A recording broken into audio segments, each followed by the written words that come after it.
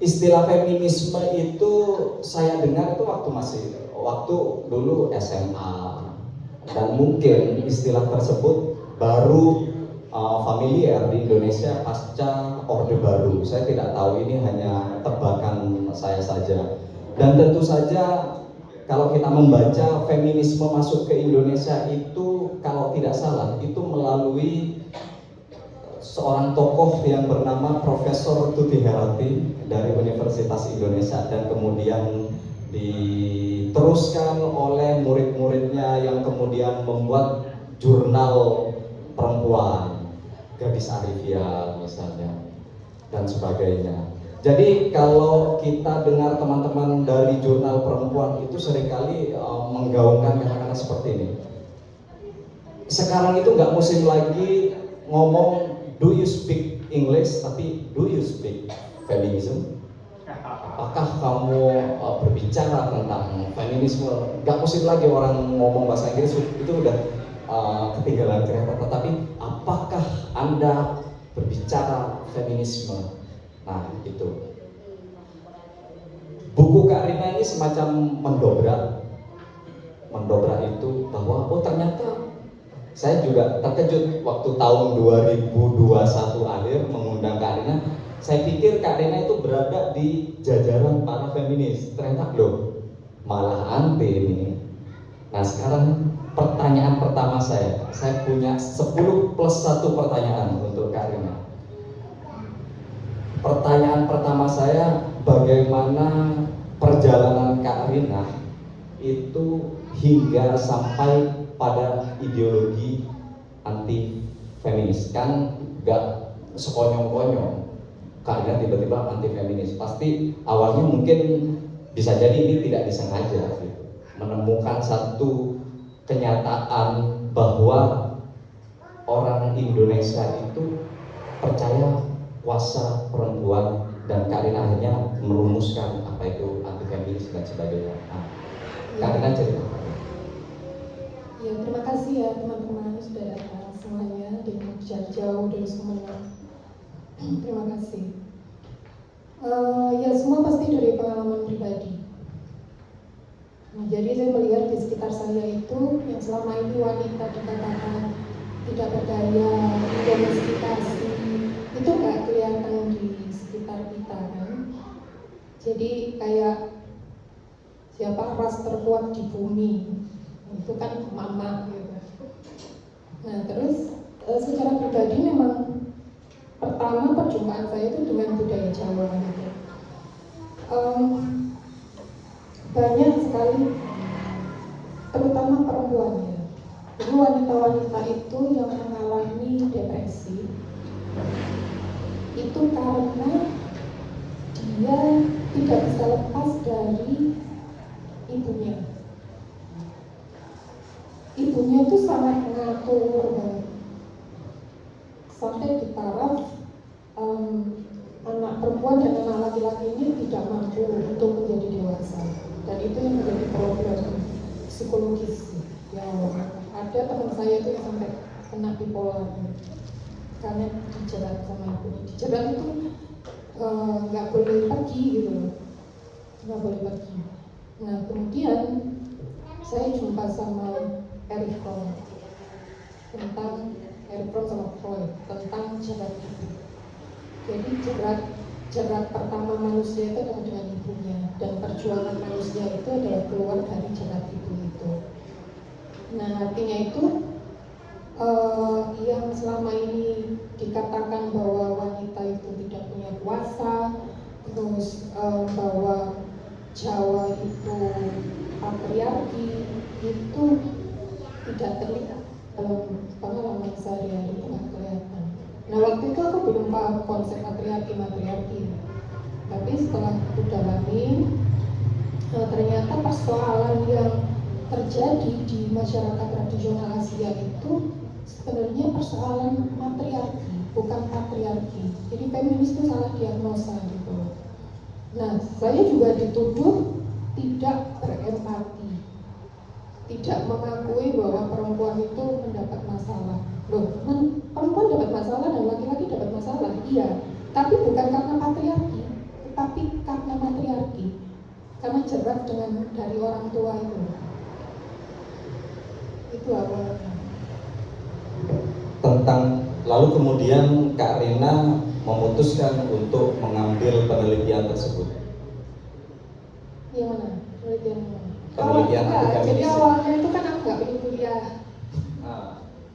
Awalnya itu nggak ingin kuliah karena saya ingin kan free thinker gitu. Saya pemikir merdeka, pemikir bebas gitu.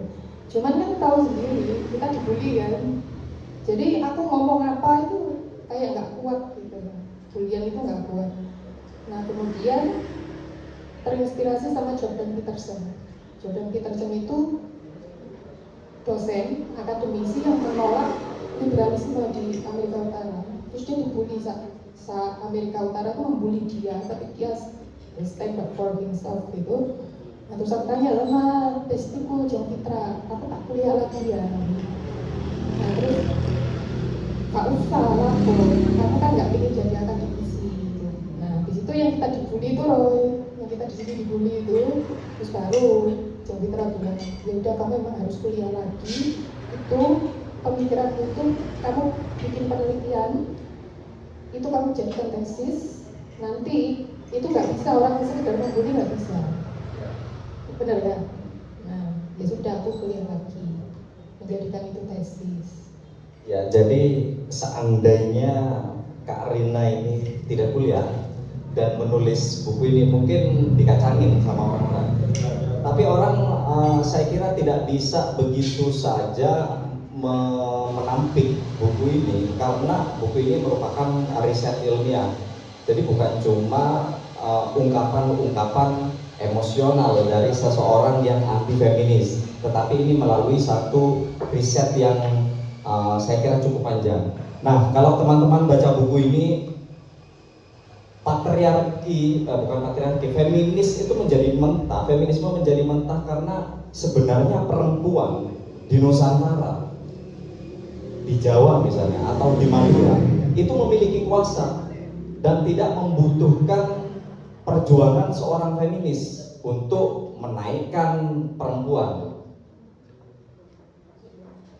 Sekarang pertanyaan saya Kak Rina, pertanyaan kedua saya, kalau misalnya perempuan punya ruang kuasanya sendiri yang sebenarnya cair itu, ya kan? Berarti, tapi perempuan-perempuan di Nusantara kita tahu bahwa ruang kuasanya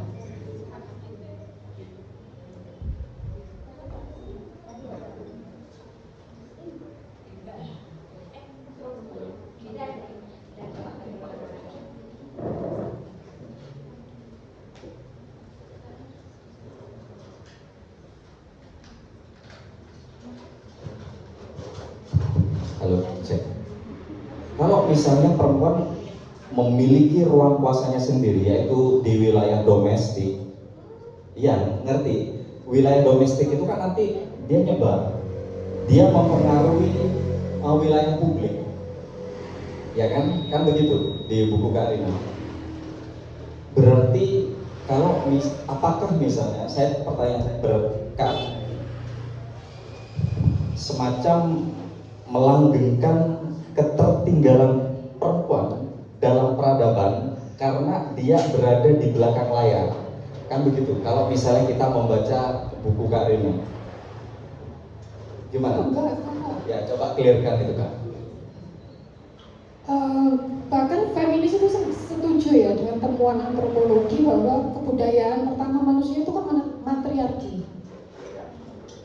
Setelah manusia itu nomaden, dia menetap. Nah, itu menjadi sebuah budaya yang berpusat pada ibu.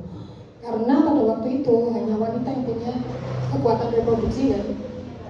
Nah, kemudian laki-laki yang nggak punya kekuatan reproduksi, dia diusir sama ibu-ibu, itu diusir, kamu suruh berburu dan di luar.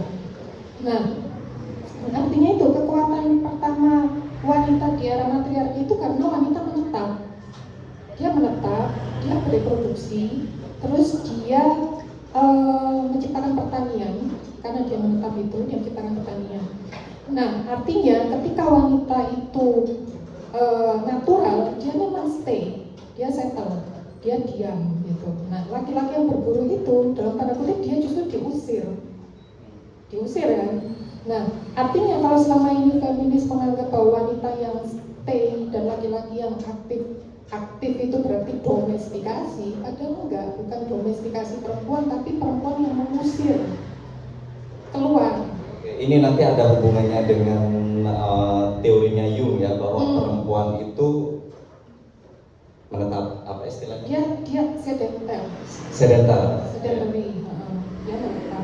Nah, artinya selama ini kan menganggap bahwa wanita itu kalau dia tidak bergerak di luar itu, maka berarti dia didomestikasi. Padahal dia itu mengusir.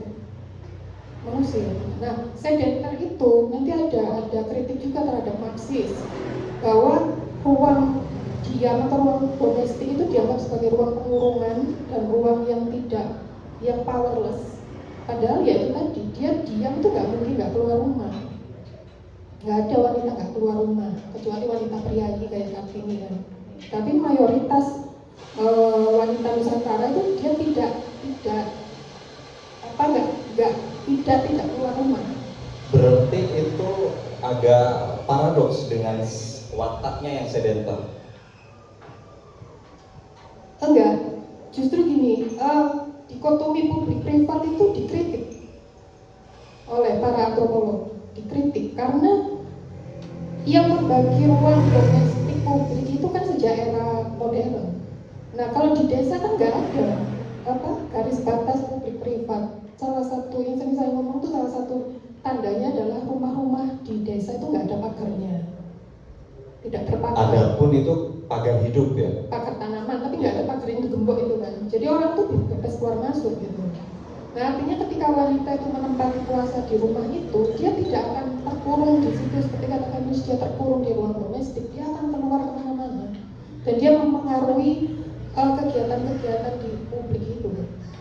Misalnya kayak acara bersih desa atau acara ritual-ritual komunal itu kan wanitanya pasti terlibat, nggak mungkin dia diam di rumah. Kalau dia diam di rumah tambah dirasani tetangga. Ya. Berarti sedentar itu bukan berarti dia stuck di satu tempat ya. Nah, ini kan ada hubungannya dengan konsep family. Ketika di era matriarki itu kan satu desa ini milik bersama, dia tidak terkotak-kotak dalam familia kan, di rumah-rumah itu. Artinya kalau disebut ruangnya wanita itu di domus atau dia sedentar itu satu desa itu maksudnya. Oke, sedentarnya ini bisa menjadi satu semesta ya. Semesta desa itu bukan sedentar dia terkurung di sebuah rumah dalam pengertian modern. Oke, justru sedentar itu saya melihatnya pada perempuan Eropa abad 19 misalnya di Inggris, di mana banyak perempuan pada saat itu Victorian kan? Terkurung. Victorian mungkin ya, dari abad 17 berarti. Kemudian sampai ke abad ke-19. Yang Victorianism itu yang dikopi sama priayi Jawa. Jadi norma-norma priayi Jawa itu sebenarnya norma Victorian, tidak asli Jawa. Oke, ini memang menarik ketika ngomongin Kartini. Nah, wanita petani di Eropa juga bekerja. Iya. Jadi yang terkurung itu hanya golongan borjuis priayi itu aja. Oke, berarti Kak Rina itu setuju bahwa Kartini ini ikon feminis di Indonesia. Banyak yang bilang begitu, tapi apakah Kak Rina itu setuju? Bagaimana menurut Kak Rina? Ya, sebagai ikon itu kan dia selalu diinterpretasi tergantung situasi politik kan. Zamannya Pak Karno, Kartini itu ikon sosialisme. Dia dia anti penjajahan, anti kapitalis semacamnya. Zaman Pak Harto, dia ikon wanita priayi yang lemah lembut, yang Victorian banget lah, Victorian banget. Nah, terus baru di era reformasi itu dia dijadikan ikon feminis, wanita yang melawan. Gitu. Berarti kalau Karina sendiri bagaimana menginterpretasi Kartini? Kan setiap zaman itu memiliki interpretasi sendiri. Dia seorang wanita Victorian Jawa. Yang mencoba yang untuk melawan. berprivilege, yang berprivilege Terus dia meledak-ledak. Di awal tuh dia meledak-ledak waktu dia kecil, tapi dia juga paradoks karena ketika dia di, disuruh menikah sama yang Belanda itu,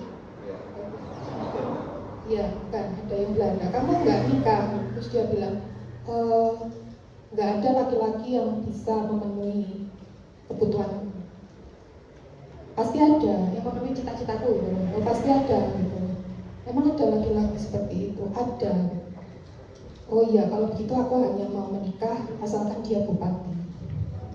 Karena kalau aku nggak nikah sama bupati, karena kalau aku nikah sama bupati dia bisa mendukung cita-citaku. Jadi sebenarnya dia sadar kelas. Kalau zaman sekarang Kartini ngomong gitu, dia dibilang matre kan? Ya padahal dia sadar kelas. Jadi ya paradoks. Oke,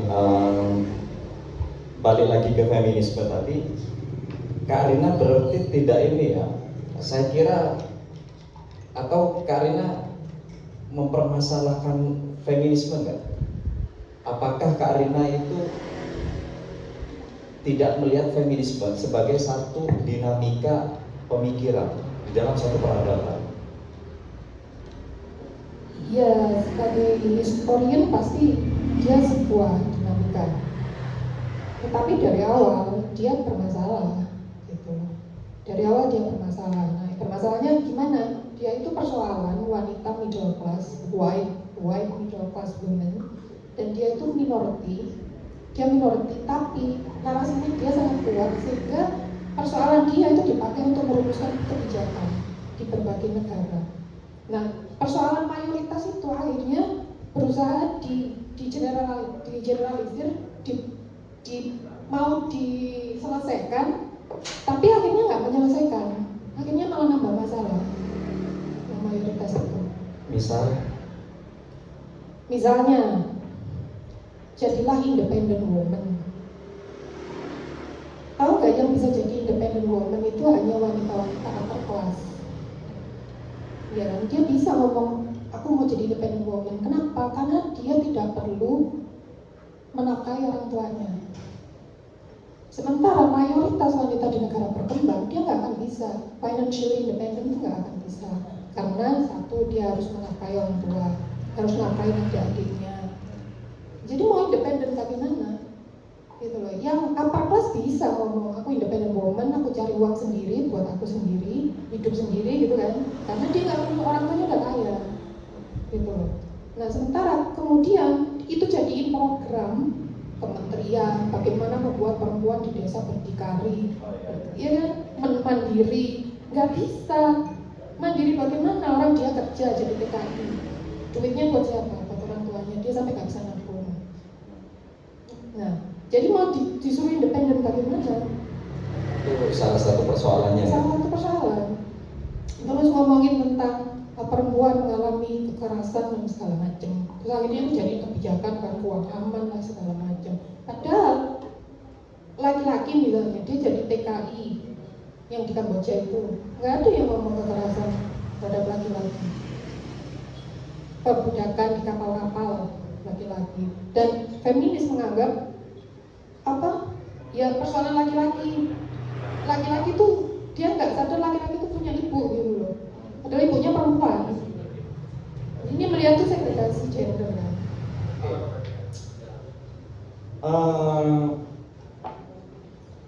Ini pertanyaan yang bisa lucu bisa enggak ya. Bagaimana menurut Kak Rina perempuan yang menjadi pemimpin di ruang publik seperti presiden? Megawati lah contohnya. Ya itu kan yang aku tulis ya. Jadi ketika wanita jadi pemimpin itu dia diterima justru ketika dia keibuan. Dan dia itu diterima publik, dan ketika publik menerima dia langsung dilabeli sebagai ibu kan. Nah itu cuma ada di Indonesia. Ibu negara. Terus Ibu Arek Surabaya, Bu Risma, terus Ibu Jombang, siapa? Nyai Bumun. Bunda kita. Perempuan independen berarti yang single misalnya, dia tidak akan sulit mendapatkan kesempatan menjadi seorang pemimpin atau enggak? Apa itu perempuan independen? Ya, tadi kan Kak Rina menyebut perempuan independen, misalnya dia single dan dia di kalangan upper class, dia akan sulit kira-kira. Ya kan tergantung siapa yang dia pimpin. Dia mau memimpin. Kalau di Indonesia? Bukan hanya Indonesia, Asia Tenggara itu seperti itu sifatnya. Akan sulit ya? Enggak, ada beberapa penelitian ketika wanita itu menjadi pemimpin dan dia menjadi seperti laki-laki di korporat misalnya, itu ternyata dia itu mendapat resistensi di kalangan anak buahnya yang perempuan. Jadi diteliti karyawan-karyawan perempuan yang diteliti kan, bagaimana kamu lebih suka bos perempuan atau bos laki-laki? Ada penelitiannya Gallup itu lebih suka bos laki-laki. Kenapa? Karena bos perempuan itu lebih kejam. Gitu ya?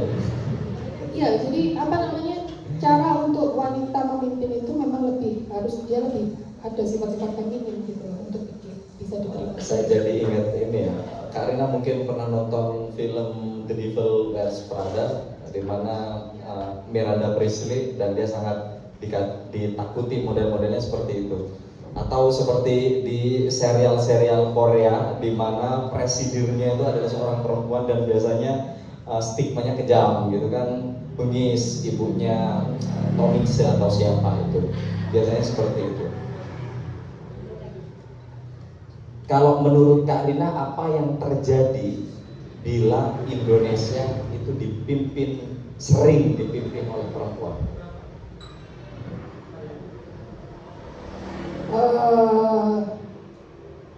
Itu kan yang aku kritik di buku-buku. Jadi kepemimpinan dan kekuasaan itu dua hal yang berbeda. Artinya itu saya itu tidak anti kepemimpinan perempuan karena power dan leader itu beda ya. Jadi dari dulu itu kan memang wanita itu jadi pemimpin formal. Cuma yang mau aku tekankan adalah itu tidak mutlak gitu loh. Nah, feminis ini dia rancu antara kepemimpinan dengan kekuasaan. Jadi dipikirnya kalau wanita tidak punya jabatan, wanita tidak punya kuasa. Nah, kan itu yang kata. Jadi kekuasaan dan kepemimpinan itu berbeda. Artinya ketika laki-laki memimpin, ada wanita yang berkuasa di belakangnya. Ketika wanita memimpin, itu juga ada laki-laki yang berkuasa di belakangnya. Jadi dia tidak terpisah gitu loh. Artinya itu ketika feminis ngotot, perempuan harus punya jabatan, harus dikasih 30% kuota, harus sampai di kampus-kampus kan, harus ada berapa persen perempuan yang jadi di dekanan, berapa persen perempuan di sini. Itu tidak perlu. Pertama itu tidak perlu karena kuasa wanita itu tidak selalu sama dengan kepemimpinan. Yang kedua,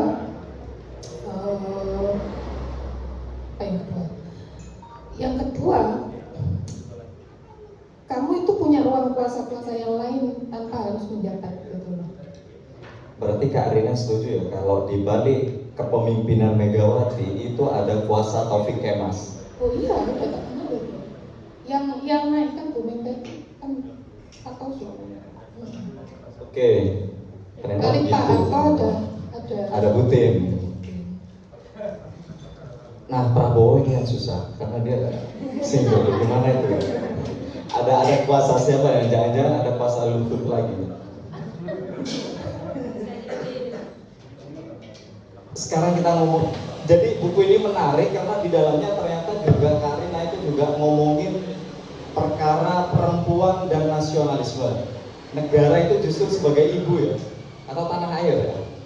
Negara ibu. Jadi ketika misalnya ada seorang laki-laki yang punya jiwa nasionalisme, itu seperti mengabdi kepada ibunya. Itu yang satu poin yang menurut saya sangat menarik di dalam buku ini. Nah, saya ingin tanya satu hal kepada Karina. Saya tahu Karina itu nggak setuju sekali dengan demokrasi seperti Plato berarti. Karina tahu nggak kaitan antara perempuan dengan demokrasi? Demokrasi. Aku tahu atau enggak? Kaitannya, mungkin Karina punya pendapat kaitan antara perempuan dan demokrasi. Karena begini, ini agak mirip nih.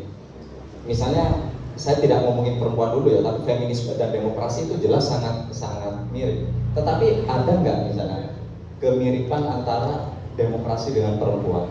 Demokrasi liberal ya. Demokrasi liberal tentu saja. Iya, feminis ini kan sangat individualistis karena dia yang berkembang pesat tuh yang sekarang tuh dari Amerika yang percaya bahwa wanita itu individu.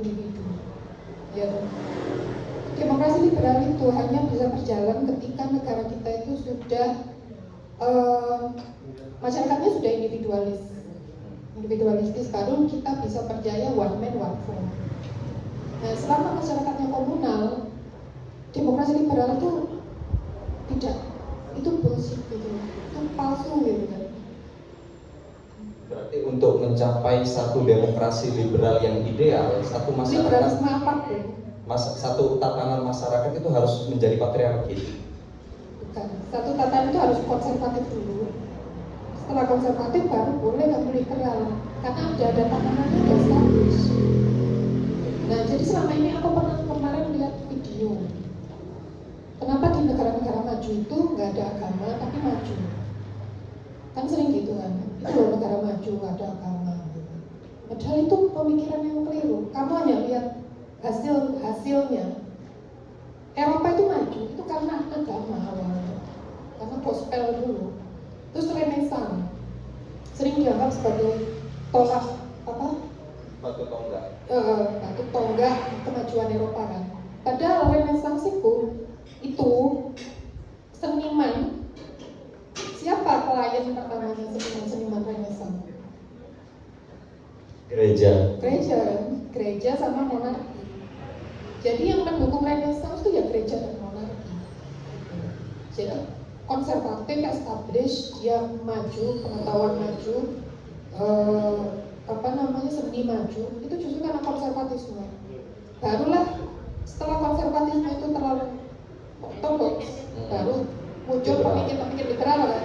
Nah, problemnya di Indonesia kan kita belum established, belum pernah. Jadi ada di posisi mana nih Pak? Kita itu nggak jelas. Jadi konservatifnya enggak, kita itu belum established, agama belum established, hukum, ekonomi segala macam kita belum konservatif. Tiba-tiba kita disuruh merdeka, suruh liberal. Jadinya liar kan. Berarti Kak Rina masih sepakat ya kalau misalnya Indonesia itu masih berbentuk negara-negara swapraja, bukan negara bangsa. Negara bangsa ini kan sebenarnya sisa-sisa kolonialisme. Dia adalah ahli warisan dari kolonialisme yang kemudian membuat Indonesia itu menjadi satu. Seharusnya nggak masalah praja-praja itu, selama dia konservatifnya benar gitu. Kita kan belum pernah konservatif beneran. Langsung liberal waktu reformasi itu, lalu kita dikasih kebebasan sebebas-bebasnya dan kita nggak punya tatanan gitu. Oke. Pertanyaan selanjutnya. Kita harus kembali ke kanan. Ke kanan dulu ya. Kita harus konservatif dulu, baru sudah established, baru kita bisa ke kiri. Oke. Ini agak personal nih pertanyaannya, tapi nggak personal. Apakah perempuan harus menikah dan punya anak? Yang menuntut wanita menikah dan punya anak itu matriarki. Nah itu loh salahnya feminis itu. Harus matriarki. Jadi matriarki itu dia harus berketurunan dari garis matrilineal, garis ibu kan. Jadi kalau kamu mau kembali ke era matriarki, ya satu kamu wajib punya anak. Nilaimu itu hanya pada biologismu. Kalau kamu mandul nggak punya anak, tidak bernilai. Terus matriarki itu berarti kamu harus menetap, nggak bisa keluar. Nah jadi tuntutan feminis wanita itu bisa child free, wanita begini, itu kan berkat patriarki. Berarti sebenarnya landasan keindependenan mereka itu patriarki. Patriarki dan anehnya itu ya, feminis itu kan anti kapitalisme. Tapi kalau ditanya, kamu pengen jadi apa? Aku pengen jadi CEO. Gimana kamu bisa jadi CEO kalau kamu anti kapitalisme gitu? Artinya pemikiran dia itu selalu paradoks. Dia menentang apapun, padahal dia itu mendapat manfaat dari apa yang dia tentang. Oke. Ada satu bagian menarik di dalam buku ini yang judulnya yang membahas tentang victimhood atau kekorbanan. Karena biasanya kalau menurut Kak Rina, para feminis selalu menggunakan atau sering menggunakan paradigma victimhood, yaitu paradigma kekorbanan. Kita melawan karena kita korban, kita ditindas dan sebagainya. Tapi kan begini Kak, memang ada perempuan yang menjadi korban, dan itu tidak salah kan kalau mereka kemudian menuntut keadilan dari posisi mereka sebagai korban. Tidak salah, tapi itu satu, jangan dijadikan pijakan untuk membuat kebijakan. Jadi nggak boleh ada undang-undang ya, undang-undangnya harus umum, tidak ada undang-undang khusus perempuan. Tidak boleh, bahkan Kementerian Pemberdayaan itu harus dihapus. Coba dijelaskan lebih lanjut. Iya, aku bahas di bab sejarahnya feminis yang terakhir ya. Jadi feminis itu, yang feminis sekarang itu kan dia muncul dari Anglo-American feminis yang individualistis. Nah, jadi feminis itu melihat perempuan itu hidup sendiri, laki-laki hidup sendiri. Kenapa? Ya, kamu bisa bayangin wanita middle class Amerika abad ke-20, dia tinggal di New York, dia tinggal di apartemen, dia cari duit sendiri untuk dirinya sendiri. Jadi dia melihat perempuan itu adalah perempuan sendiri, laki-laki sendiri, gender seperti itu. Nah, kemudian ini tuh dianggap seolah-olah semua orang tuh hidupnya kayak dia. Aku hidup sendiri, laki-laki hidup sendiri. Padahal di barat konservatif dan di negara-negara Asia dan Afrika, wanita itu gak hidup sendiri, dia korelatif, dia relasional. Jadi di balik perempuan itu ada bapaknya, ada suaminya, ada anak laki-lakinya. Di balik laki-laki juga ada ibunya, ada istrinya, ada anak perempuannya, relasional. Jadi artinya nggak bisa kita ngomong urusan perempuan, urusan laki-laki. Ya nggak bisa, ngomong laki-laki itu ada istrinya kok, ngomong urusan perempuan yang mana. Jadi ketika kamu misalnya kuota perempuan, ada pekerjaan, ada kuota khusus perempuan 30%. Alasannya kan ini keadilan bagi perempuan. Padahal ngambil kuota 30% itu kan berarti ngambil dari, katakan ngambil dari laki-laki, dikasih 30% perempuan. Nah, dia nggak bisa berpikir bahwa ketika laki-laki misalnya tidak dapat pekerjaan, yang terdampak kan anak istrinya. Ya, paham kan maksudnya? Jadi nggak bisa kita itu hanya melihat perempuan hidup sendiri, laki-laki hidup sendiri. Karena di balik laki-laki itu ya dia punya tanggung jawab. Perempuan juga punya tanggung jawab. Misalnya dia nafkahin bapaknya kan ada, dia nafkahin anak laki-lakinya gitu. Jadi nggak bisa lihat urusan perempuan tuh perempuan tok, nggak iso. Oke. Jadi Kementerian Pemberdayaan Perempuan itu harus di merger, ini ide gue, harus di merger ke dalam Kementerian Sosial. No. Apa sih di luar negeri? Family and Social Welfare, kesejahteraan Sosial dan family keluarga. dan sosial. Nah di bawahnya baru ada perempuan, ada lansia, Difabel. yes, ada veteran. Jadi semua itu ada di bawah situ. Kalau sekarang enggak, kementerian ini, nggak jelas programnya apa nggak jelas. Saya jadi ingat Gus Dur ya. Dan ada latar belakang agama. Kak Rina kan perempuan, tapi Kementerian Pemberdayaan Perempuan itu dihapus. Itu sama dengan Gus Dur, kepingin menghapus Kementerian Agama itu. Karena bagi Gus Dur itu tidak penting. Pertanyaan terakhir sebelum pertanyaan plus satunya itu Kak, saya mau tanya tentang ada satu konsep Ardana Reswari ya, Ardana Reswari. Kalau di buku ini Kak Rina mengartikannya perempuan utama. Tuhan separuh wanita. Iya. Jadi Kenderes kan Ardana Reswari. Termasuk misalnya ya sebenarnya seperti yang disampaikan oleh Kak Rina barusan, Ardhanareswari yang saya tahu itu merupakan satu istilah untuk manifestasi tertinggi Siwa ketika dia bersatu dengan saktinya, yaitu Parwati. Berarti di dalam konsep Ardhanareswari ini ada satu watak androgini. Nah, bagaimana menurut Kak Rina androginisme dalam budaya Jawa dan Nusantara? Karena kita tahu ya, misalnya banyak sekali hal-hal elemen-elemen androgini saya kira di dalam kebudayaan kita, termasuk misalnya di Bugis itu ada gendernya, ada calalai, calabai, bisu. Saya kira di Jawa juga begitu, bagaimana misalnya para penari laki-laki kemudian tampil sebagai perempuan di atas panggung, di ludruk dan sebagainya. Yang saya tanyakan adalah androginisme dalam kebudayaan Jawa itu bagaimana, Kak?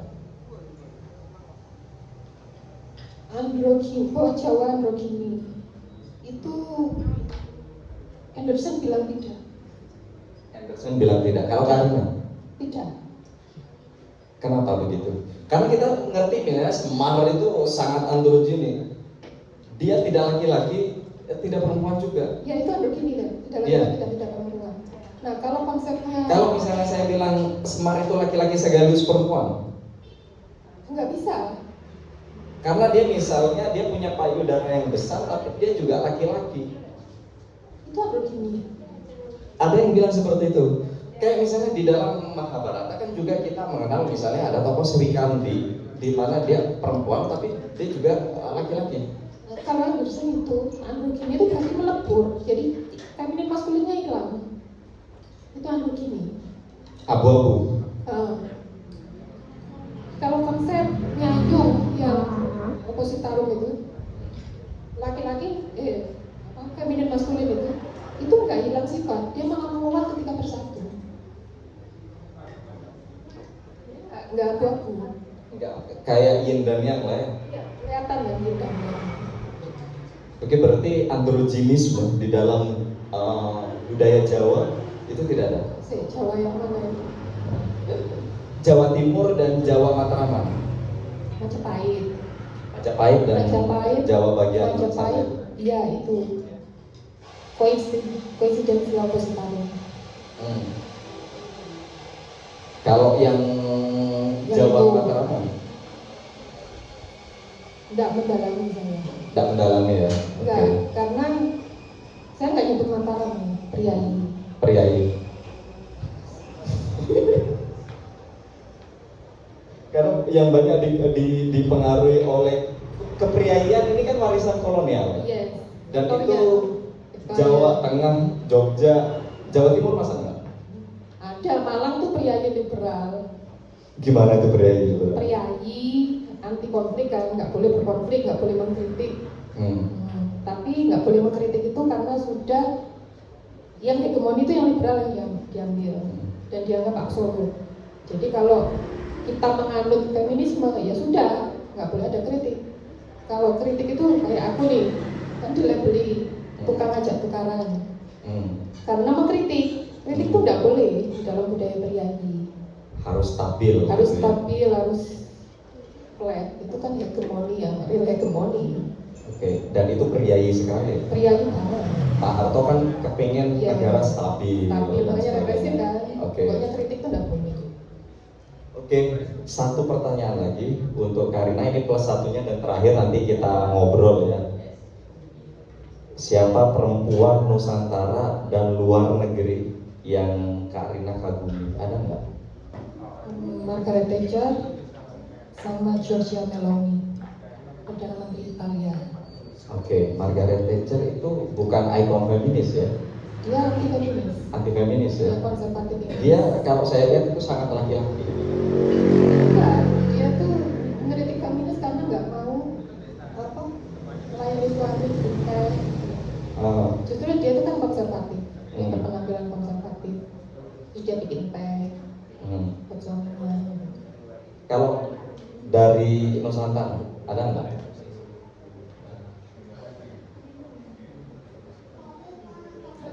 Nggak ada ya. Mungkin perempuan zaman dulu. Ratu Gayatri. Gayatri. Rajapatni. Oke. saya heran kenapa banyak orang-orang ini ketika saya tanya kemarin ke Empu Arista itu, siapa perempuan yang Anda kagumi? Jawabannya sama, Gayatri Rajapakni. Ini perempuan yang sangat powerful ya teman-teman di dalam kekuasaan Majapahit, karena dia mempengaruhi suaminya dan mempengaruhi anaknya dan cucunya, Hayam Wuruk, kemudian Tribuana Tunggadewi, dan juga Gajah Mada pun juga diangkat ya sama dia. Kemudian suaminya sendiri yaitu Raden Wijaya, dan dia mendapatkan pengaruh dari bapaknya ya sebenarnya, Kertanegara.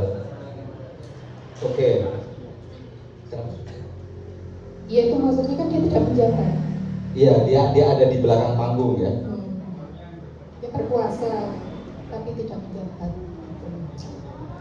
Oke, teman-teman mungkin ada yang ingin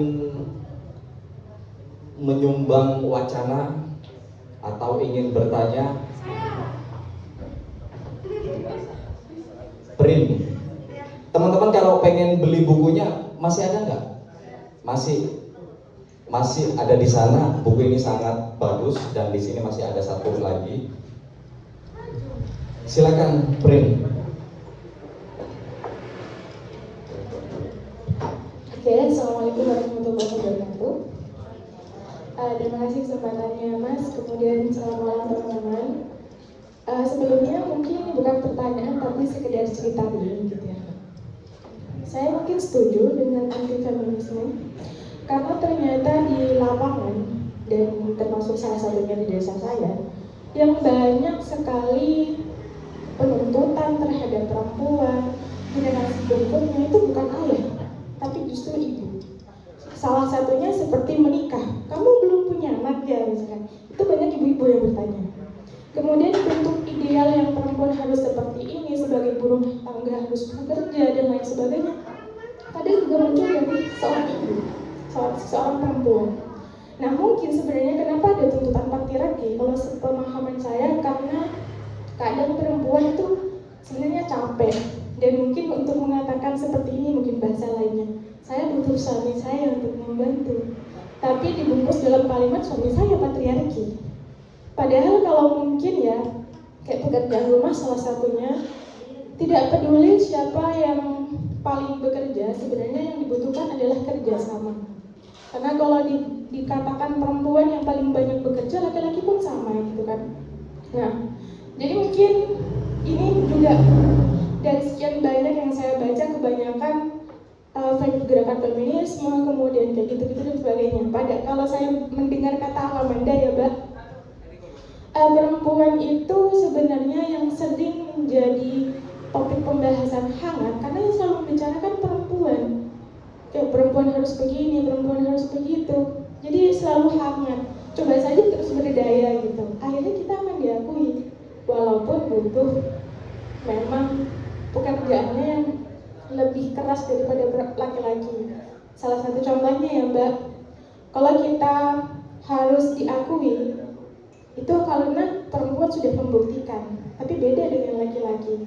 Bahkan sekarang persyaratan pekerjaan itu perempuan misalkan kayak di perbankan aja, teller gitu, umur 25 tahun dan belum menikah. Tapi laki-laki tidak ada persyaratan seperti itu. Jadi kadang sistem ini membuat saya agak paranoid kadang. Memang di tatanan sosial yang banyak penuntutan itu emak-emak, tapi memang beberapa hal yang membuat perempuan harus berdaya juga diatur oleh sistem yang membuat perempuan memang harus kadang-kadang menyuarakan tentang keseimbangan itu. Jadi kalau kita bicara di sini yang notabene berpendidikan mungkin agak bisa diterima, tapi ketika kita hadir di tengah-tengah masyarakat desa itu kadang yang gimana ya caranya kita bisa mengubah sistem itu gitu. Salah satunya akhirnya kita harus memilih keluar dan meninggalkan tuntutan-tuntutan itu di sana. Tapi itu nggak mengubah apapun. Jadi kira-kira gimana ya hadir di tengah-tengah desa dengan pola yang seperti itu bukan hanya menunggu keajaiban suatu hari ada perubahan, tapi bisa kita mulai dari hari ini seperti itu. Oke, terima kasih Prin. Jadi ada di buku ini satu bagian yang membicarakan tentang kekuasaan perempuan dan itu ada hubungannya dengan apa yang disebut sebagai pamrih dan ikhlas. Mungkin Kak Rina bisa merespon wacana Prin tadi dengan pamrih dan ikhlas itu, Kak Rina. Ikhlas itu kalau kita itu sudah punya power. Jadi kalau kita nggak punya power, ya kita tidak akan bisa ikhlas. Gitu. Terus tadi pertanyaan bagaimana mengubah? Jujur itu nggak bisa diubah karena itu evolusi masyarakat. Nah, yang kalau kita ingin benar-benar bergerak, tahu jawabannya apa? Yaitu menegakkan hukum patriarki.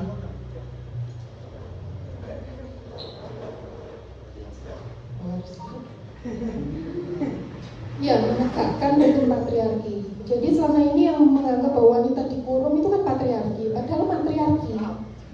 Yang mengurung kita itu matriarki, yaitu jerat darah.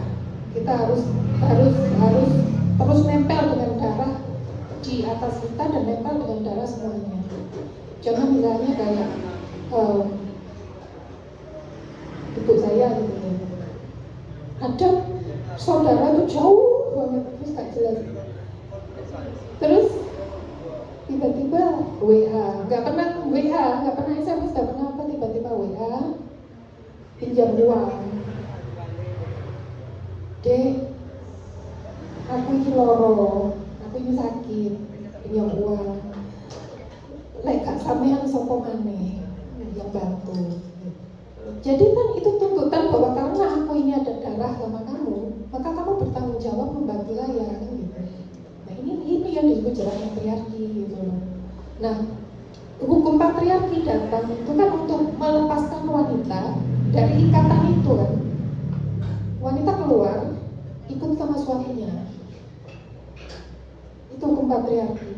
Itu sudah langkah pertama ketika wanita keluar dari ikatan darah yang menjerat itu tadi. Ikut suami. Nah, ikut suami itu kan feminis gak senang istilah itu. Tapi itu langkah pertama sebenarnya untuk kamu merdeka gitu. Nah, oke. Terus masalah sistem. Kita kan memang kita lagi berevolusi dari masyarakat tradisional agriculture atau maritim menuju masyarakat kapitalis modern. Dan salah satunya kapitalisme itu memberikan kita lapangan kerja kan, kayak di bank. Nah, saya tidak, yang mungkin disalahpahami orang adalah saya anti dengan wanita bekerja atau saya anti dengan wanita yang keluar rumah. Enggak. Yang saya salahkan adalah ketika feminis itu tidak sadar bahwa kamu itu bisa bekerja karena patriarki, kamu bisa keluar dari rumah ibumu itu karena patriarki, kamu bisa bekerja itu karena kapitalisme. Kan saya pro kapitalisme. Iya. Jadi apapun yang dicita-citakan feminis itu ada karena kapitalisme, itu ada karena patriarki, hukum patriarki gitu. Bukan kebalik. Nah kan semua feminis itu anti kapitalisme kan? Kapitalisme dong. Nah, terus kenapa saya anti sosialisme? Nah, aku dimarahin Oyan waktu itu. Aku anti sosialisme. Kenapa ya? Sosialisme itu dia jerat patriarki itu jerat sosialis. Kamu harus melekat terus dengan orang-orang itu, orang-orang yang sedarah sama kamu. Gitu. Jadi kalau saya bisa ngomong ke tingkat presiden, ya tegakkan hukum patriarki, hukum kepemimpinan ayah. Ya, ayah itu wajib menafkahi, wajib melindungi, wajib memberi mahar buat istrinya. Ya itu hukum patriarki. Dan perempuan tetap boleh berkarir. Ya itu kembali ke privat publik tadi kan, seumur manusia ada itu nggak pernah wanita diam.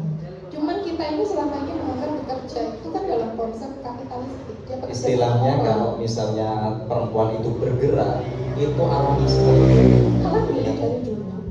Cuman kan sekarang bekerja itu kan dalam kerangka pikir kapitalistik bahwa dia kerja sama orang kan. Kerja sama orang, padahal kenyataannya kita itu dagang misalnya, buka toko misalnya, buka salon misalnya. Orang tuh masih bertanya-nya kamu kerja di mana? Berarti kan mindsetnya tuh kapitalistik, kerja di mana? Padahal harusnya kamu tuh kerja apa? Oh dagang.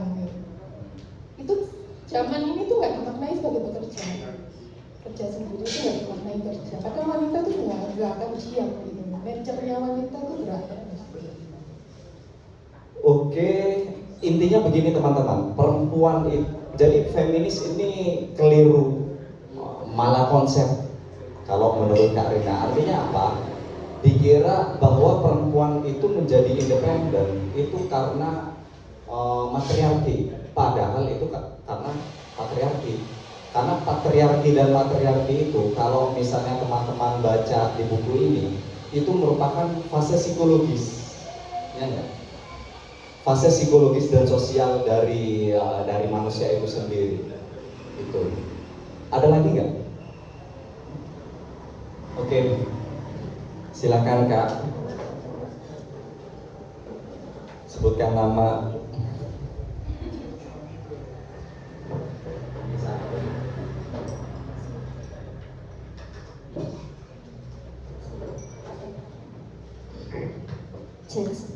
Oke, selamat malam semua teman-teman. Selamat malam Mbak Rina dan Mas Wayan. Perkenalkan, nama saya Mu'amanah Fauzi. Saya dipanggil Ana. Saya kebetulan juga regenerasi dari Mbak Rina. Saya anti feminis.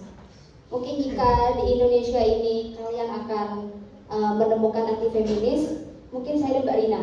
Ada satu lagi nih di Sulawesi. Jadi saya ini sebagai tradisionalis, Mbak Rina sebagai nasionalis, dan yang di Sulawesi itu sebagai perempuan muslim. Jadi kita menolak semua feminisme ini. Nah, karena memang kita menolak feminisme secara vokal, di media sosial pun seperti itu juga. Jadi yang saya sadari ya Mbak Rina ya, feminisme ini ternyata laku di negara-negara berkembang. Di Indonesia misalnya, di India itu paling banyak feminisnya itu, di Indonesia, di India. Kenapa bisa mengetahui kalau mereka feminis? Karena mereka mendukung LGBT.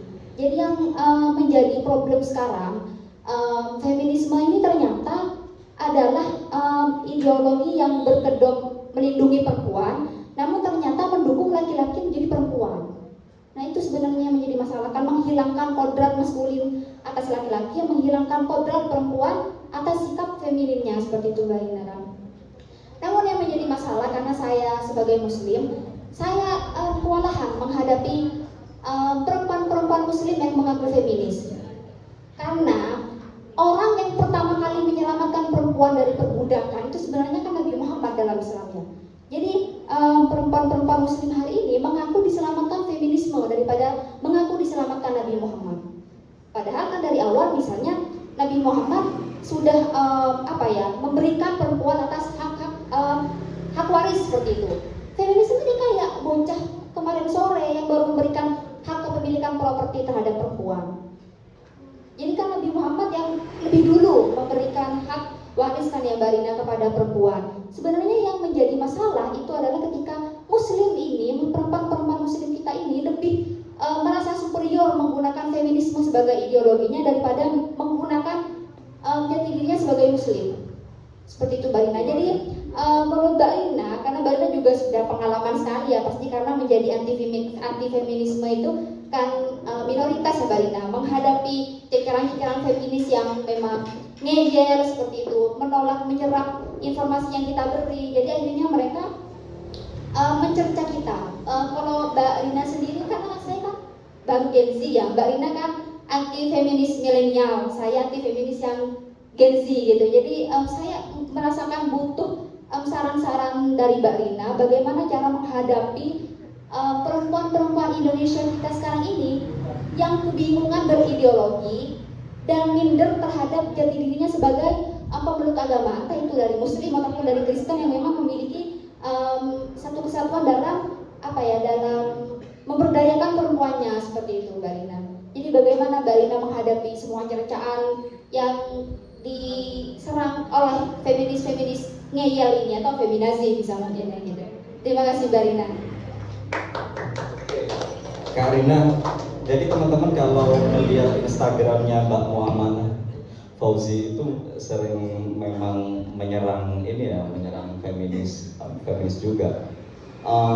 Ada feminis Muslim Kak Rina, Ziba Mir Hosaini, dia bilang bahwa sebenarnya diskriminasi terhadap perempuan itu bukan ajaran agama Islam, tetapi penafsiran ulama laki-laki terhadap agama, dan itu disesuaikan dengan kepentingan laki-laki. Jadi sebenarnya saya melihat beberapa feminis muslimah ya, itu seperti itu, karena banyak sekali ya feminis muslimah yang Fatimah Mernisi misalnya, Nawal El Sadawi juga berpikir seperti itu, Irsyad Manji apalagi yang berpikir seperti itu, Aminah Wadud misalnya. Jadi akhirnya mereka menafsirkan Al-Quran, katakanlah seperti itu yang dilakukan oleh Aminah Wadud, itu dari perspektif perempuan, karena selama ini wilayah tafsir itu dimonopoli oleh penafsir laki-laki. Bukan menafsirkan sesuai perempuan, tapi menafsirkan sesuai paradigma liberal. Oke, lanjut.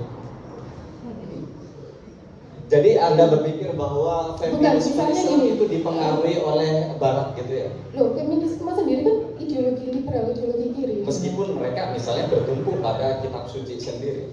Enggak, contoh gini, ideologi liberal itu kan kesetaraan, jadi harus setara. Misalnya gini, Mas Aida kan dipersoalkan sama feminis. Kenapa laki-laki nggak ada Mas Aida, kenapa perempuan nggak ada Mas Aida? Nah, paradigmanya apa? Paradigmanya kan harus setara. Karena laki-laki nggak ada Mas Aida, harusnya perempuan nggak ada Mas Aida dong. Padahal secara biologis beda. Nah, belum. Jadi akhirnya feminis itu menganggap bahwa beberapa ayat itu misoginis. Padahal kalau kita lihat konteks pra-Islam, itu kita akan paham bahwa itu ternyata tidak misoginis. Jadi misalnya, kenapa ada Mas Aida? Ternyata Arabia pra-Islam itu matriarki. Kalau nggak salah ada di hadis Bukhari juga masalah nikah. Jadi di era matriarki Arabia itu pra-Islam itu perempuan itu kawin dengan banyak laki-laki. Jadi dia membuka tendanya. Ketika dia membuka tendanya, diarahkan ke arah timur atau mana, itu adalah undangan buat laki-laki siapapun untuk masuk ke dalam tenda untuk membuahi ini perempuan. Jadi matriarki, kata matrilineal, siapa bapaknya kan gak penting. Jadi misalnya aku punya tenda nih, kok aku gak ambil, tenda aku tak buka, karena si tanda silakan masuk. Jadi laki-laki boleh masuk ke tenda itu, istilahnya itu nikah kontrak. Jadi laki-laki itu tak simpan di tenda aku 2 minggu sampai aku hamil, habis itu dia boleh pergi. Itu praktek di Arabia Selatan, praktek matriarki. Nah, jadi ketika kemudian Islam datang, terus mewajibkan ada Mas Aida biar ketahuan bapaknya, berarti kan tidak misoginis, karena praktek sebelumnya seperti itu. Praktek bahwa perempuan itu bisa kawin berkali-kali dengan laki-laki manapun. Nah, jadi kemudian pandangan bahwa Islam itu aku agak mengkritik ya kalau dibilang Nabi menyelamatkan perempuan. Sebenarnya menyelamatkan perempuan itu bukan karena perempuannya tidak berdaya terus diberdayakan Islam, tetapi karena wanita matriarki itu kan terlalu liar dalam konteks sekarang ya, dia terlalu bebas gitu loh. Sehingga Islam itu mengatur supaya kamu itu nggak kebablasan bebasnya gitu loh. Dia diatur itu. Terus misalnya ayat tentang perempuan adalah ladang dan laki-laki yang menanam. Itu itu kan feminis juga nggak suka. Perempuan kalau ladang, wah ini konstruksi objek, ini konstruksi patriarki kan. Nah padahal wanita sebagai bumi dan sebagai ladang itu kan dari zaman kuno. Jadi ketika di Al-Quran itu disebutkan wanita adalah ladang, itu bukan konstruksinya laki-laki, tapi dari zaman kuno memang wanita itu adalah bumi. Era mater ya. Terus apa lagi ya? Oh iya, misalnya tabu keperawanan sama tabu menstruasi. Perempuan kalau menstruasi kan nggak boleh ibadah. Itu kan dikritik juga sama feminis. Kok perempuan menstruasi nggak boleh ibadah, itu misoginis gitu kan. Padahal tabu yang menyangkut keperawanan dan menstruasi itu dari zaman matriarki, dari zaman purba. Jadi ketika di era matriarki perempuan menstruasi, dia disendirikan. Yang menyendirikan ya perempuan-perempuan itu. Artinya itu, kalau kita tahu konteks pra-Islam itu, Arabia itu, kita tahu bahwa Islam itu tidak misoginis. Jadi yang dikatakan feminis ada tafsir-tafsir yang dibelokkan oleh laki-laki, terus kemudian harus ditafsirkan sendiri itu sebenarnya tidak misoginis. Kalau kita lihat konteks matriarki ya pra-Islam itu justru sangat patriarki ya. Tadi salah satunya misalnya perkara menstruasi dan sebagainya. Iya, jadi patriarki itu kan evolusi dari matriarki. Jadi patriarki itu hanya membawa praktek-praktek dan kepercayaan yang sudah dimulai di era kuno, di era matriarki. Bukan konstruksinya laki-laki. Oke, tadi Ana juga bertanya tentang bagaimana sih cara kita menghadapi ini, sebenarnya istilah yang agak peyoratif, feminazi. Feminisme itu seperti ideologi liberal lainnya, itu di negara berkembang itu kan hegemoni, dan dia itu jadi absolut, jadi dia jadi moral gitu. Jadi kita itu kalau anti feminis itu dianggap tidak bermoral, karena feminismenya itu sudah absolut sebagai moral kan. Nah saya kemarin di Jogja bilang feminisme itu jadi agama dan syahadatnya kesetaraan gender, syahadat iman. Sekarang saya bilang feminisme bukan agama, feminisme adalah Tuhan. Mempertuhankan feminisme, karena nggak boleh ada yang lain kan.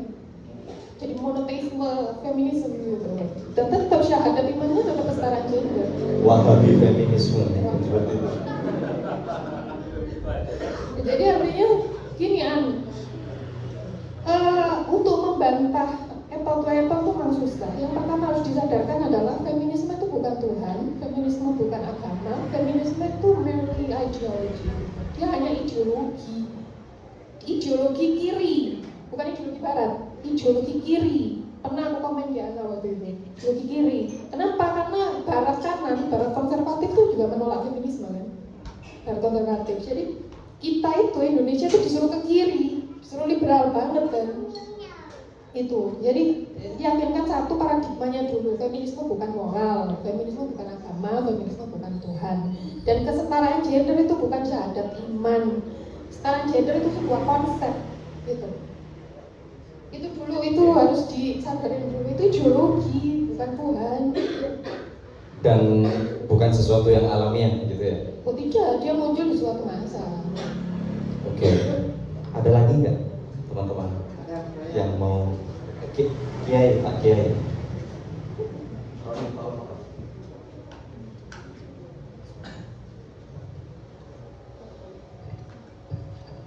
Terima kasih Pak Bos.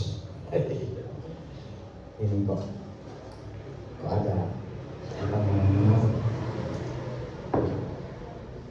Saya mau nanya gini, jadi kalau anti feminisme itu apakah bisa disebut dengan istilah demitifikasi laki-laki?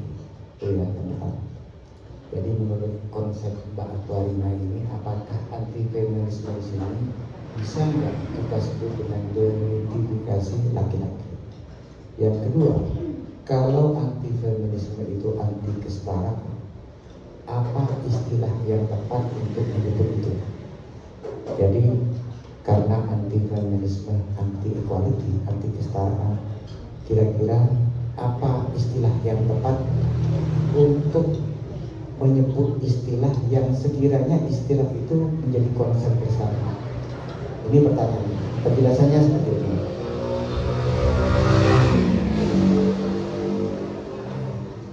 Saya cerita sedikit, Pak. Jadi saya baca ini karena ingin hadir ke tempat ini. Saya baca ini dari tadi 12:30 sampai maghrib. Iya, serius ya. Jadi meskipun saya bukan jadi pembicara, tapi saya baca dulu buku ini. Jadi teman-teman agak susah memang untuk memahami tema ini kalau tidak baca buku ini. Berapa persen, Mas? Anda senang ya? Agak susah ya. Kenapa? Setidaknya Anda kalau tidak sempat baca buku ini, bacalah di bab 8 saja. Setelah bab 8, Anda mulai dari bab 1 dan tinggalkan bab 7 aja. Karena itu hanya penelitian. Kalau buru-buru, konsep yang ditawarkan anti feminisme ini memang sangat menarik ya. Karena apa? Karena ia menghantam yang sudah eksis, yang sudah stabil. Di mana-mana kita bicara feminisme dan segala macam. Terus ini penjelasan saja, Pak, gak penting sebetulnya. Yang penting tadi itu pertanyaannya. Saya tiba-tiba teringat soal kesetaraan ini. Tadi dengan nyebut soal masa idah ya. Masa idah bukan itu saja sebetulnya.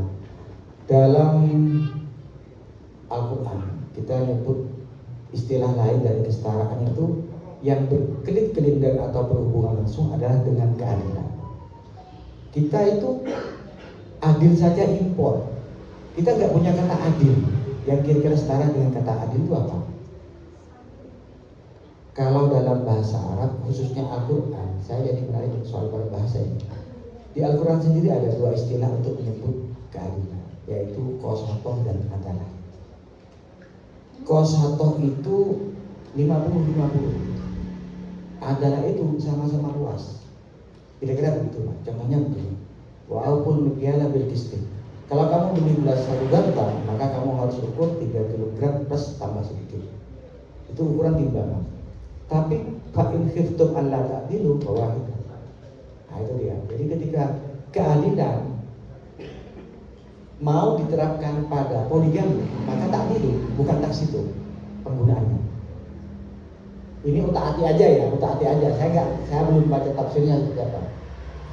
Dari situ kemudian saya memahami bahwa sebetulnya anti feminisme ini kira-kira kalau kita istilahkan apa ya, kalau misalnya kalau feminis itu punya konsep kesetaraan, apa kira-kira konsep yang bisa establish atau yang baku dari anti feminisme ini? Apa ketidaksetaraan atau apa? Memang di sini ada pernyataan dari bab-bab terakhir, tidak boleh setara, tidak ada kesetaraan apa segala macam. Yang kedua pertanyaan saya, apalah lupa ya? Lupa ya, itu tadi saya sebutkan. Kalau kira-kira anti feminisme ini, feminisme itu ingin setara antara perempuan dan laki-laki, apakah bagian dari usaha anti feminisme ini adalah demitifikasi laki-laki? Itu ya, agak terima kasih.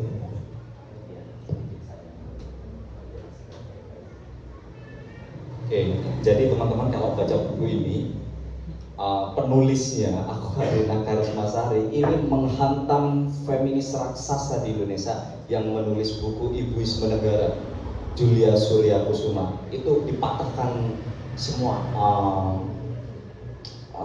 tesis-tesis dari Julia Surya Kusuma. Itu menurut saya juga bagian paling menarik dari buku ini, bagaimana Karina menyerang atau mematahkan lah ya pendapat-pendapat atau pernyataan-pernyataan dari Julia Surya Kusuma. Pertanyaan pertama untuk Kak Rina dari Kiai Faizi, anti feminisme ini bisa nggak dikatakan sebagai demitifikasi laki-laki? Demitifikasi ini boleh diperjelas kalian. Ini dari kata mitis yang bagaimana laki-laki itu agung, kemudian sangat berkuasa dan sebagainya. Apakah itu maksudnya? Gini, kira-kira ya, kalau selama ini yang jadi pahlawan itu hang tua, identifikasinya adalah kembar, kira-kira begitu. Oke.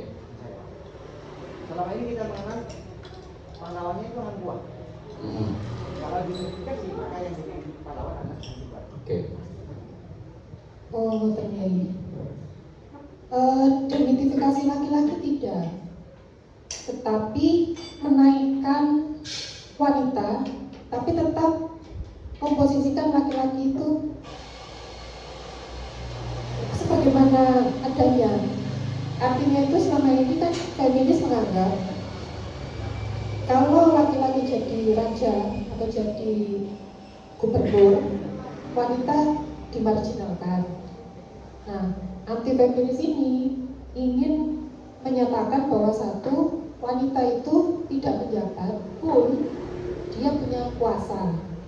Jadi hang tuah itu bisa menjadi seorang hang tuah karena wanita-wanita di belakangnya, ibunya atau istrinya misalnya. Terus yang kedua, kekuasaan itu tidak sendiri-sendiri. Laki-laki berkuasa sendiri itu tidak pernah ada.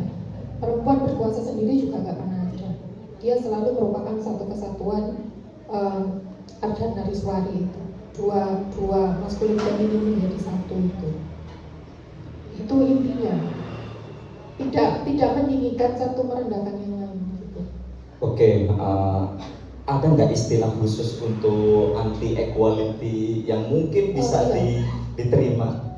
Jadi kesetaraan itu kan sebenarnya absurd, karena sampai detik ini pun tidak ada yang bisa bertanya kita mau setara itu gimana? Itu nggak ada yang bisa menjelaskan sampai detik ini, dan makanya feminis itu tidak akan pernah puas dengan keadaan apapun, karena kesetaraan itu tuh tidak bisa diimplementasikan gitu. Itu satu. Yang kedua, manusia itu tidak setara. Jadi kita keliru kalau menganggap semua manusia setara. Manusia itu tidak setara dan memang tidak perlu setara.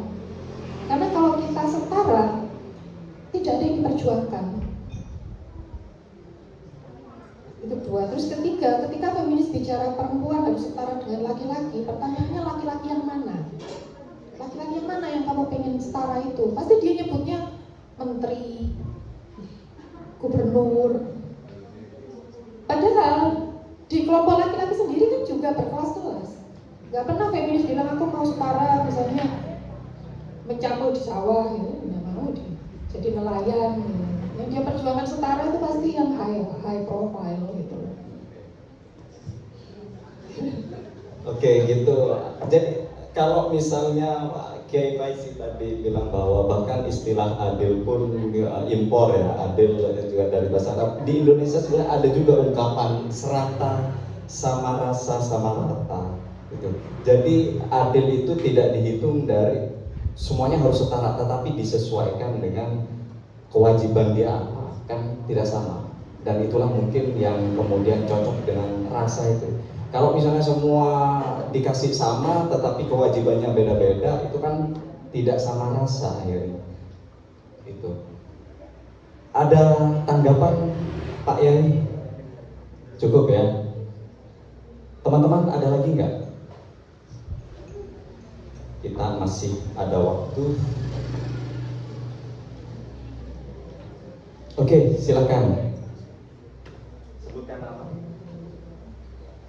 Assalamualaikum, saya Abdul Wujud Tarakan Tokol. Saya ingin bertanya, kan di sini anti feminisme menggunakan dasar optik dari Karoya sebagai adanya anima dan animus yang membuktikan bahwa maskulinitas dalam perempuan itu ada, ya. Kemudian feminin juga ada dalam laki-laki, gitu. Permasalahannya dalam konsep yang lain seperti persona. Jadi saya ingin bertanya bagaimana individuasi dari Karl yang itu melihat kebebasan memilih.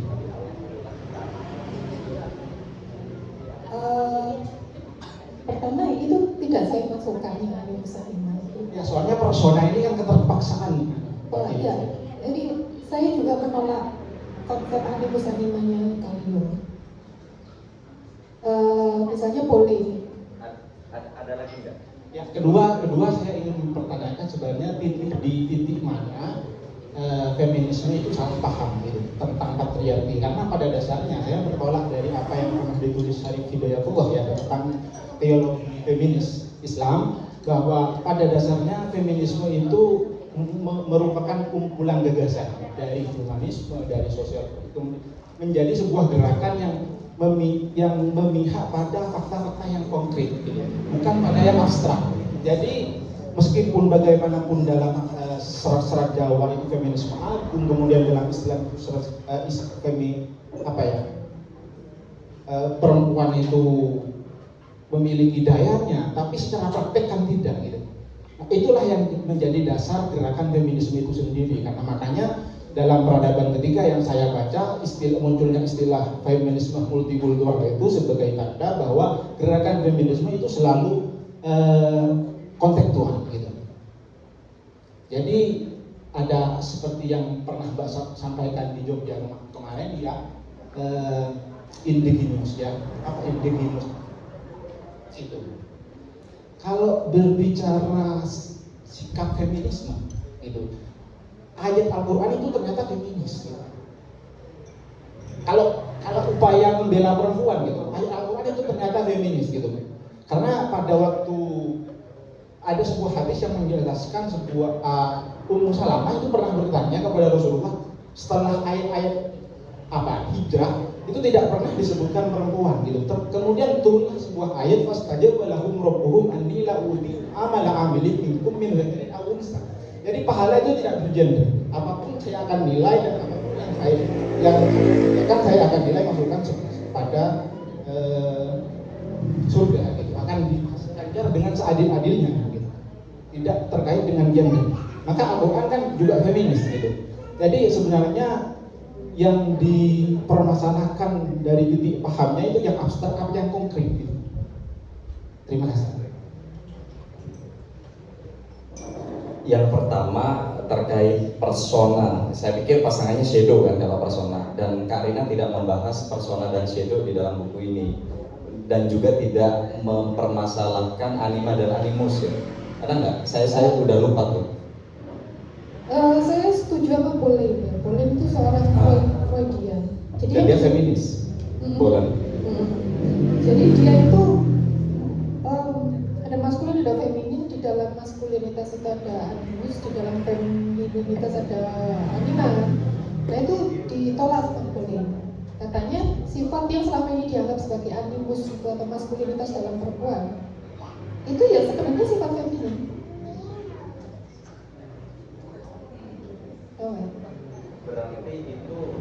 Berarti itu bukan maskulin, tapi bukan, itu feminin. Tapi dia feminin versinya yang lain atau dia ragam feminin? Jadi Jung itu tidak bisa dipungkiri, dia itu kan produk dari sebuah masyarakat elit Eropa dengan norma-norma elitnya itu kan.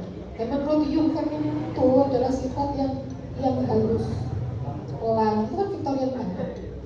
Padahal kalau kita lihat misalnya di Asia, ibu-ibu itu feminin, tapi dia kuat kan, tidak seperti gadis-gadis Victorian yang lemah lembut gitu. Ya. Jadi misalnya kayak Jawa, wanita Jawa itu lemah lembut, itu kan Victorian. Jadi keperkasaan itu bukan sifat maskulin, tapi bagian dari sifat feminin. Oke, itu kemudian titik salah paham feminis itu. Iya, ini yang juga saya persoalkan, bahwa segala hal tentang Islam itu dianggap feminis. Kenapa harus begitu? Kenapa Nabi itu disebut feminis? Misalnya Nabi itu menyayangi wanita, berarti Nabi feminis. Boleh menanggapi? Boleh. Sebenarnya yang saya pahami dari feminis atau membela laki-laki, sebenarnya Islam itu memiliki konsep yang saling melengkapi seperti yang seperti yang Mbak sebut dalam kepemimpinan yang didefinisikan pada patriarki itu adalah kewilayahan laki-laki seperti itu. Tidak. Pernah baca di postingannya dulu. Ada kepemimpinan laki-laki gitu kan. Antara laki-laki dan perempuan itu memiliki fungsinya masing-masing yang saling melengkapi gitu kan. Iya. Pada ayat al-mu'minuna wal mu'min gitu yang artinya aulia ubah gitu. Aulia ubati. Jadi al-buti itu membedakan antara qawwamunah dan aulia. Jadi, yang disebut aulia ubati ini saling apa ya? Saling memiliki hak untuk mengatur gitu. Perempuan memiliki hak untuk mengatur laki-laki dan aulia ubati, dan laki-laki juga memiliki hak untuk mengatur perempuan. Jadi yang dimaksud qawwamunah di sini sebenarnya bukan yang apa ya? Sorry saya grogi. Yang disebut qawwamunah di sini sebenarnya yang dimaksud al-buti itu adalah sebuah tanggung jawab, karena pernikahan itu disahkan oleh laki-laki gitu. Enggak, bukan, maksud saya itu gini. Kenapa segala hal, kita kan muslim ya, tidakkah kita harus mengatakan bahwa semua value itu adalah value-nya Islam? Kenapa harus kenapa itu disebut value-nya feminis? Kalau saya kan tadi bilang kalau memang membela hak perempuan itu adalah feminis, maka Al-Quran feminis gitu. Dengan ayat itu. Enggak, kebalik kan? Ya kan, katanya kan ketika itu Ummu Salam itu menanyakan pengakuan Al-Quran terhadap apa yang telah ia lakukan dalam hijrah gitu. Kemudian dijawab oleh Al-Quran gitu. Kan Ummu Salam ini merasa tidak dihiraukan keberadaannya gitu kan. Merasa tidak dianggap gitu kan. Kemudian turunlah ayat itu untuk menjawab bahwa Islam itu tidak menilai gender. Ya. Begitu. Kemudian ya ada yang ingin saya sampaikan kan? Di diskusi Jogja dulu Juni ya, saya nonton di YouTube Mbak ini mengatakan bahwa karena buku saya benar karena dekolonialisasi itu menurut Martin Suryajaya itu cenderung primordial ya cenderung primordial. Jadi berfantasi seakan-akan ingin menemukan yang paling natural gitu. Padahal dalam bentuk prakteknya itu cenderung melahirkan budaya yang hibrida. Jadi sebenarnya anti feminis ini kembali pada falsafah tradisional khas Indonesia atau memang juga mengimpor dari feminisme gitu. Jadi kalau memang feminisme ini secara pemikiran bermasalah, kenapa tidak diislamisasi aja atau dipribumisasi aja menjadi puanisme misalnya? Jangan anti feminisme gitu. Seakan-akan semua gerakan dari feminisme itu ditolak. Kan feminisme yang saya paham itu banyak maknanya, Pak. Gerakannya itu banyak sekali, Pak. Gitu. Oke, terima kasih. Jadi ini untuk mengurai yang pertama dulu, Kak.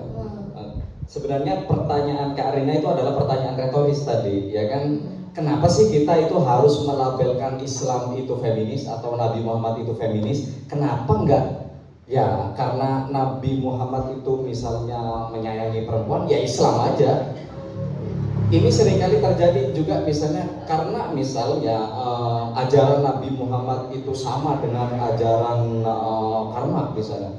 Nabi Muhammad kemudian dilabeli sosialis gitu, padahal ya udah Islam aja, kenapa harus dilabeli sosialis, padahal lebih dulu Islam ketimbang sosialis, lebih dulu Nabi Muhammad, lebih dulu Islam ketimbang feminisme, katakanlah seperti itu. Jadi itu pertanyaan retoris kan sebenarnya dari Kak Rina. Jadi tidak perlulah dilabeli Nabi Muhammad itu feminis, ya Islam aja, jangan feminis gitu kan Kak? Mau dilanjutkan? Atau pertanyaan bentar ya Fred. Kemudian terkait yang dekolonialisasi itu merupakan hasrat primordial gitu kan, meskipun praktiknya enggak. Ya, kenapa anti feminis? Saya sudah nyoba untuk buat teori baru kan, tapi ternyata itu gagal diterima karena untuk membuat teori baru itu harus ada antitesisnya dulu. Jadi teori lama yang sudah mapan itu harus diantitesis, nggak bisa langsung ada teori baru. Ada istilahnya nggak untuk teori barunya? Egoisme. Egoisme ya? Kan dulu pernah egoisme langsung loh. Itu yang dikritik oleh Julia. Orang tuh bingung gitu. Oh ini feminis ala Indonesia gitu. Dan Jadi yang mapan dulu tesisnya itu harus diantitesis dulu. Baru setelah itu kita bisa merumuskan teori baru. Nah terus apakah berasal dari Indonesia? Sebenarnya enggak, makanya saya pakai Jung. Teorinya Jung itu arketipe itu universal seluruh umat manusia. Jadi bahwa kekuasaan keibuan itu universal itu pakai teori arketipe gitu mas. Ya. Justru gini mbak, saya merasa kalau diambil penuh teori Jung ini kan berpatok pada individuasi itu, sebuah proses penemuan jati diri yang menurutnya bisa melahirkan arketip baru gitu kan. Arketipe, oke mas. Yang saya paham ya. Oke. Arketipe ini padahal sifatnya komunal kan. Dia kolektif, ketaksadaran kolektif. Jadi bukan individual begitu kan? Itu mas jawabannya. Oke, saya lempar ke teman-teman yang lain ya mas. Makasih untuk tanggapannya. Print tadi sepertinya mau sedikit mungkin Print. Jadi gini tadi, kalau tadi kan dikasih contoh ya, soal misalkan Rasulullah melakukan kebaikan, salah satunya adalah membantu pekerjaan istrinya. Dan tadi disebut kenapa ketika Rasulullah melakukan ini kita nggak sebut aja ini adalah Islam yang memerintahkan misalkan. Nah, tapi kenapa kalau misalkan perempuan hari ini yang meminta tolong kepada suaminya misalkan langsung Allah pengen feminisme dia gitu. Kenapa tidak seimbang? Kan kita juga secara kontekstual gitu ya sama dengan yang dilakukan Rasulullah kepada istrinya dalam membantu pekerjaan rumah tangga. Lalu kenapa perempuan yang minta tolong hari ini itu tidak disebutkan seperti itu saja, meminta apa yang telah dicontohkan Rasulullah dalam Islam misalnya. Jadi kenapa labelnya beda gitu? Soal merujuk ke kalimatnya Mas tadi, kita tuh kenapa nggak bilang ya udah Islam aja misalkan, Islam perintah Islam aja, kenapa kita nggak kayak gitu sekarang juga? Ya udah perempuan juga minta kesetaraan dalam Islam juga. Jadi nggak ada label-label tertentu kayak gitu feminisme atau aktif feminisme gitu. Terima kasih. Iya. Ketidakadilan label tadi juga. Oke.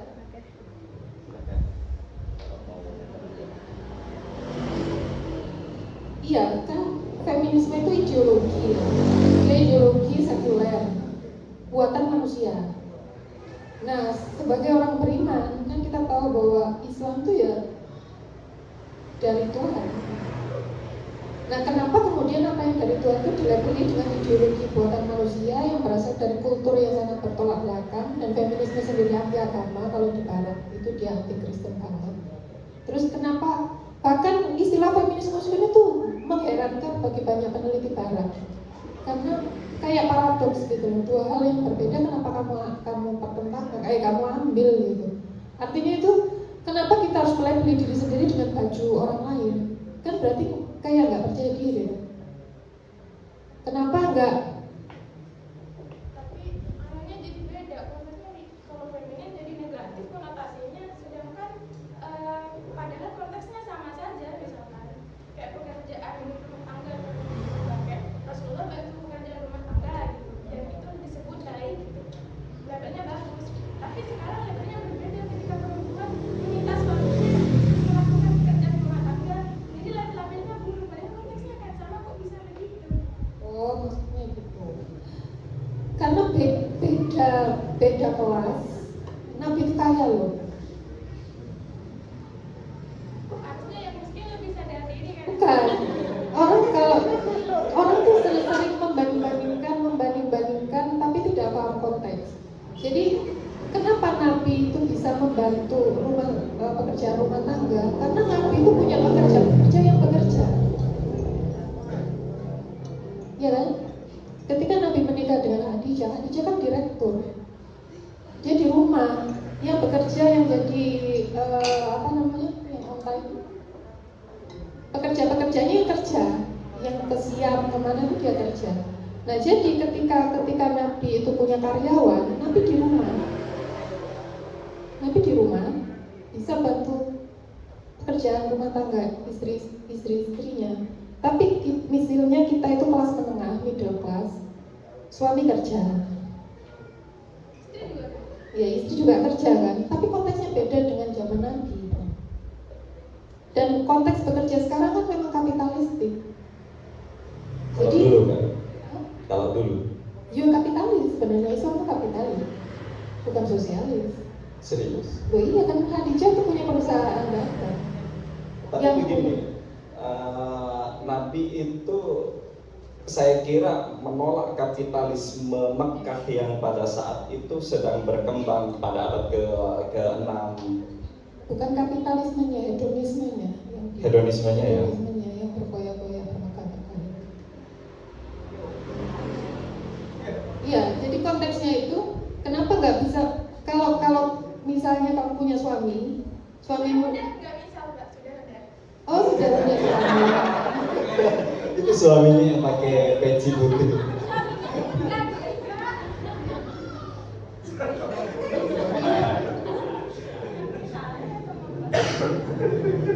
Jadi harus lihat konteks. Suami udah kerja, terus masih harus ini terus dibandingkan sama Nabi. Membandingkannya harus apple to apple gitu. Misalnya Nabi itu Tapi kalau misalkan kayak gitu, kadang nggak enak gini. Kalau misalkan Rasulullah itu karena punya karyawan gitu, kenapa nggak coba mengepelkan di mahar? Mahar Rasulullah itu kan mahal ya. Tapi berbeda ketika maharnya perempuan hari ini kita yang mahal. Dikatakan matre tidak memahami, padahal Islam aja. mahalnya mahar zaman dulu itu setahu saya itu misalnya hewan ternak, ya kan? Kalau sekarang surah Yasin. Ya.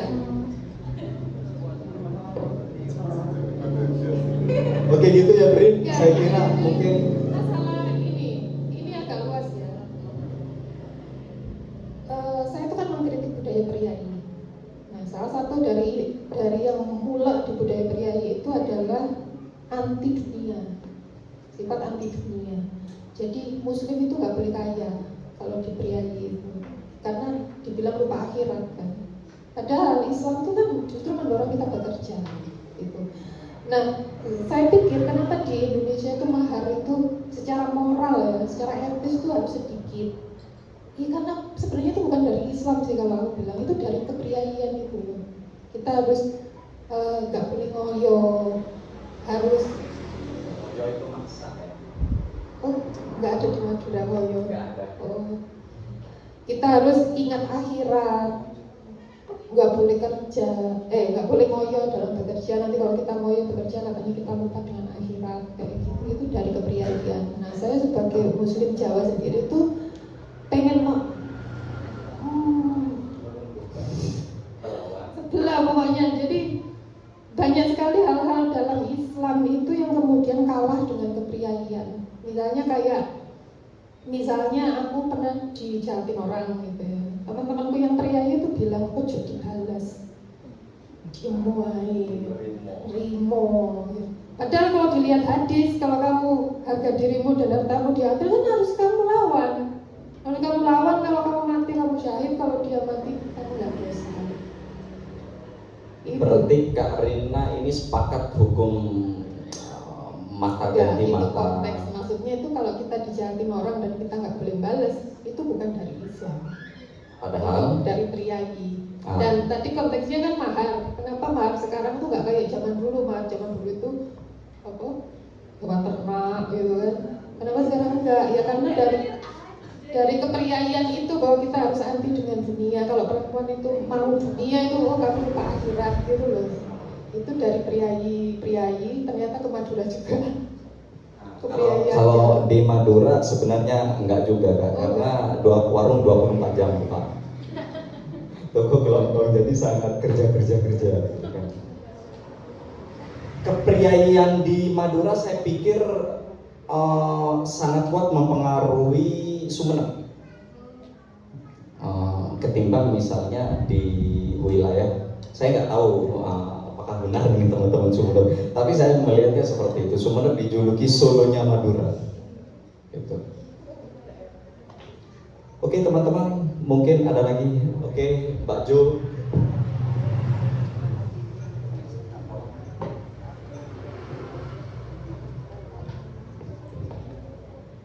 Sini aja ya.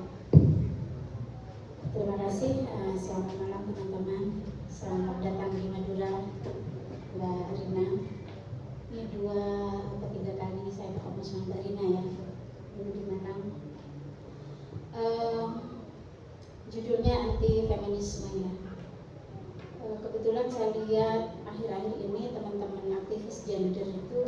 sedang mengkampanyekan mubadalah konsep relasi laki-laki dan perempuan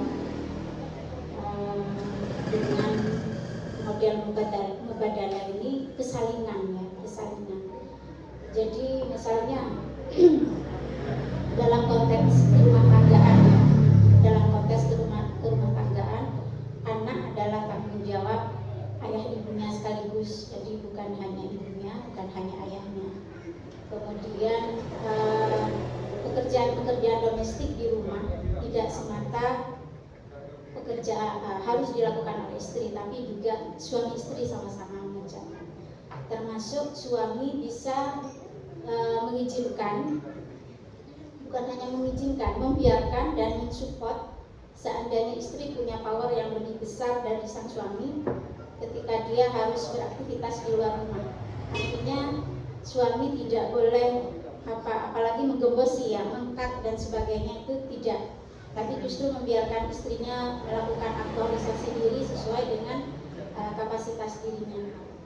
Nah, apakah saya dari tadi menyimak ya yang disampaikan teman-teman dengan Mbak Dina dan Mas Raya, apakah kemudian konsep mubadalah ini bisa bersanding, berjalan bersama-sama dengan anti feminisme yang sedang kita perbincangkan malam ini, mengingat bahwa teman-teman yang mengkampanyekan mubadalah ini, mereka menamakan diri sebagai bagian dari kaum feminis. Saya sendiri berada di dalamnya sebagai dikenal sebagai aktivis gender selama ini, tetapi saya tidak pernah menganggap bahwa saya adalah aktivis gender. Ketika belum ada konsep mubadalah, belum dikampanyekan oleh teman-teman, terutama melalui aktivis KUPI diantaranya ya, Kongres Ulama Perempuan Indonesia. Saya sendiri sampai sekarang belum bergabung dengan KUPI, masih berpikir panjang untuk bergabung gitu. Karena ketika sudah menjadi bagian dari suatu organisasi yang sedang bergerak, sedang mengarus dengan konsepsi yang mereka membawakan diri sebagai feminis, tapi mengkampanyekan feminisme, maka kemudian ada pelebelan nanti yang harus kita sandang. Jadi apakah konsep mubadalah yang sedang dikampanyekan teman-teman aktivis gender ini bisa bersanding bersama-sama dengan konsep anti feminisme yang ternyata ketika saya baca sekilas saja di bab 8 ya tadi, karena saya belum baca buku ini, cuma katanya ke Faizi kalau membaca di bab 8 langsung gitu, saya langsung buka bab 8, benar-benar ada banyak materi yang sangat kuatnya gitu loh, sangat kuatnya mendominasi pikiran. Artinya ketika membaca bab 8 buku ini, terbuka sekali, ternyata feminisme tidak seperti yang kita pahami selama ini, ternyata tidak sesempit ini. Apalagi tadi kemudian Mbak Dina mengatakan tidak ada ceritanya laki-laki berkuasa sendirian, tidak ada ceritanya perempuan berkuasa sendirian. Artinya yang bisa kita bawakan bersama-sama dalam hidup ini, feminisme dengan maskulinisme bisa bersatu, bersama-sama dijalankan dengan seimbang. Terima kasih.